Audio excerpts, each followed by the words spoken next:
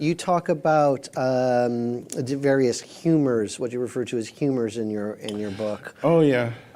Various potential outcomes. When you say humor, you're talking about outcomes for the future, potential outcomes for the future of humanity. And some are very grim. Some are sort of sound like science fiction concepts. And can you describe a couple of different humors that you would like to see, or the people you respect in your community talk about? The idea of humors goes back to very old thinking indeed, and I like to go back to ancient thought just in order to avoid this world of associations that's become just so noisy and overly resonant in the tech world, in the tech bubble. So by humors, I meant like just how you think about people and technology. Do you think of technology and people as the same thing, where we're all part of a meta brain and it's all continuous? I'll tell you something interesting. I've been thinking about this a lot lately. This is an original revelation for me that I had like when I was a teenager, which was in the 70s. Most digital technologies reinforce this idea that you and technology are kind of the same. Like you talk to Siri or Cortana, and like if the computer can talk to you, how different are you really from a computer? And that in turn spawns this idea that it's just one big computational world and it's a giant program, and people are just little subroutines that might become obsolete or whatever. But if you're in virtual reality, it's very different, because you can be floating in a virtual world and you might turn from a squid to a unicorn or whatever creature you are.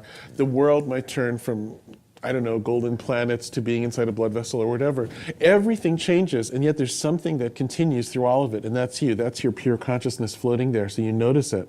You notice that your consciousness is real, and so it's the technology that reverses that feeling. That's the very best thing about it. So in a sense, we might become some kind of human conscious cephalopod of sorts, or something like that. If we're lucky. I know you're obsessed with cephalopods. I know. Well, Can you tell us a little bit about?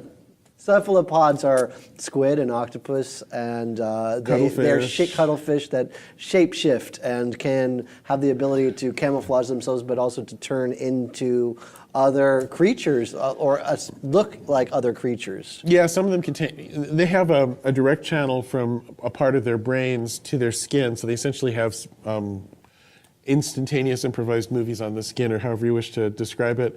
So you can see their brain activity on their skin, and some of them can also change their shapes really dramatically by raising welts and playing with their tentacles and stuff. So you have these, wild things where they can use it for camouflage. They use it for weird sex games where they change their apparent sex and all these crazy things. Wow, it's like octopus role playing. Yeah, it really is. Well, certain ones. There's a cuttlefish population off the south coast of Australia that's really famous for this, and a researcher named Roger Hanlon has done a lot of work studying them.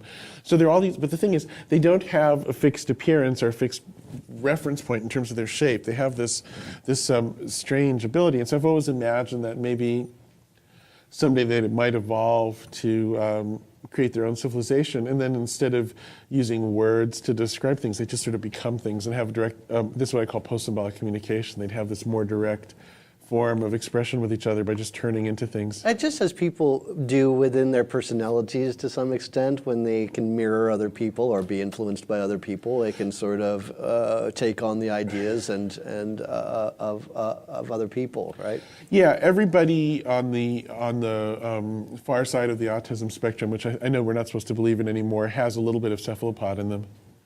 Far side of the autism spectrum? Well, that was a theory about people not being able to do that sort of thing.